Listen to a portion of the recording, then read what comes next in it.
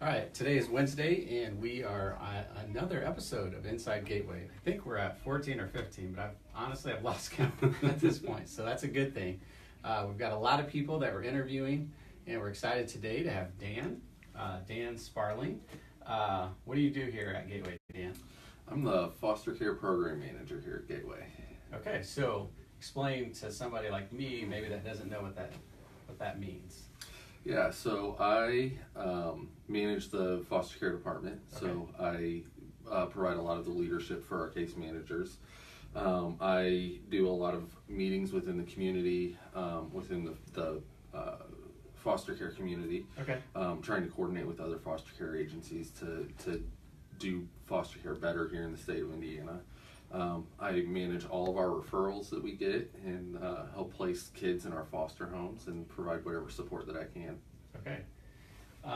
You probably can't give me numbers, but you have more than one foster home that you guys manage, right? Right now we have 30 foster homes that Wow. are licensed. Okay, and that's all in what part of Indiana? Those are all in, for the most part, they're in Allen County, Wells County, and Adams County, and we have a couple outliers. Okay, well that seems like a lot for just basically 3 counties. So It is. Okay. It is a lot. Very blessed. Good. So then, how many case managers do you manage? I guess. Right now we have 2 full-time case managers, and we have 1 part-time licensing worker, Okay. and we have our systems coordinator, all that I manage. Okay. And are you looking for more to manage? We are. We're in the process of hiring another full-time case manager. Okay. Very good. So with that, then hopefully you have more opportunity for homes and placements of kids. Yes. So. Yes. Okay. Good. So how long have you been working here at Gateway? I've been working here for almost 6 weeks, so I'm still pretty new to the Gateway community. Okay. How's it been going so far? It's been great. Everybody here has been so welcoming and just helping me find my way around the Gateway community, and I've learned a lot since I started here. Okay. So what's the biggest thing you've learned, or one that just comes to the front of your mind? I've always worked in the world of child welfare, but never directly with foster parents. So one of the biggest things that I've learned is just all of the full aspect of what it takes to license and maintain a license for a foster home. Okay. So you feel like you grasp it all in 6 weeks, or are you still learning? I am still learning, still grasping different aspects of things. I'm very blessed to have a team of people who really know foster care well and have been doing it for a while, and so they are continuing to teach me new aspects of foster care. Very good. And as always, if you have questions in the field, let us hear from you. With that, so 6 weeks you've been here. What were you doing before you came to Gateway? Before I came to the Gateway, I was working for the Department of Child Services, Okay. and I did that for about 9 years. I worked in 3 different counties in various roles Okay. for the department. So what is the biggest difference between that 9 years and just the 6 weeks here at Gateway? I think there's a couple of big differences. When you work for the Department of Child Services, you have a lot of focuses, and you kind of have to be a jack of all trades. But here at Gateway, I can really just focus in on foster care and doing the best I can with our foster homes.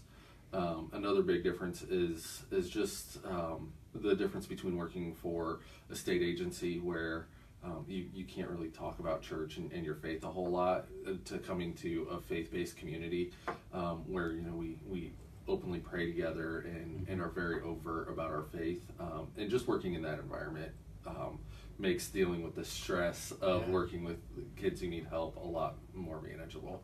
Yeah, very good. So what is one of the things about your job that you just are struggling with right now, or it's like gives you anxiety? That's a good question. I haven't thought about that. That's a good thing. It is, just meeting our foster homes and knowing what they need is a big thing for me.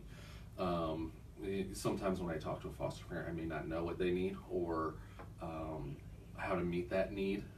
And so sometimes when I don't know, I can get a little bit of anxiety until I figure it out. Okay. So is this an invitation to the foster parents? Tell Dan your needs. Yes, yes. Tell me what you need, and I will do my best to meet that need. Very good. By the grace of God, of course. Yes. Very good. Okay, so what is one thing that you just love about this job? The thing that gives me most joy is finding the right placement for the right home.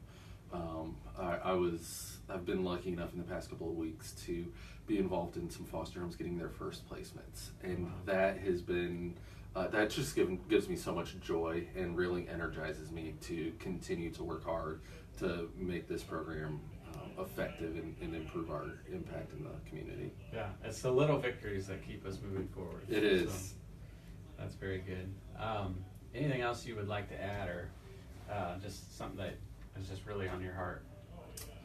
The one thing that I would just say to anyone who's watching who may not be a foster parent, but you may have just thought maybe it could be a fit for me, give us a call or find a local agency to give a call and just have the conversation.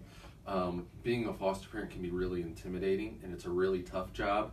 But if you have that call on your heart, and God's put that call on your heart, a phone call and a conversation is a very low investment level to at least know the process and what you can do to get started. Yeah. So with that, is there cost involved, or like maybe that is something that could be a deterrence? Like, hey, we don't have a lot of money, or what does that look like? The costs involved in becoming a foster parent here in Indiana is pretty low. And at Gateway, we reimburse most of the costs that a family would pay out of pocket. The biggest cost that a family would incur is getting CPR and first aid trained.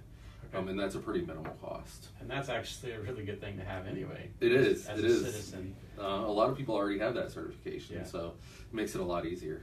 Okay, good. And then obviously another big cost is just open your family to that vulnerability. But Yes. as a Christian, I mean, that is a good thing, because we It need is. to be vulnerable, because that's how we grow. It is exactly how we grow, and I think Jesus set that example when he welcomed children with open arms, and that's what we try to do with our foster homes.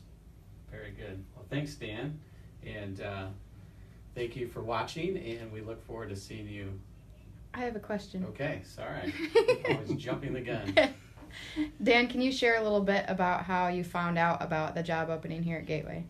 Yes. So I was kind of between jobs a little bit, and some of our foster parents are friends of my wife and mine, and they're foster parents here at Gateway Woods, and they said, hey, you should apply for this job. You'd be a really good fit. So that's how I found out about the job opening at Gateway. Nice. Very cool. Very good. I don't have other any more questions. Okay. Yeah, thanks again. Next week we have Miss Lydia Meeks, which isn't going to be Meeks for long. She's engaged, and so we're excited to hear about that story and get a little bit more insight with her and Brock.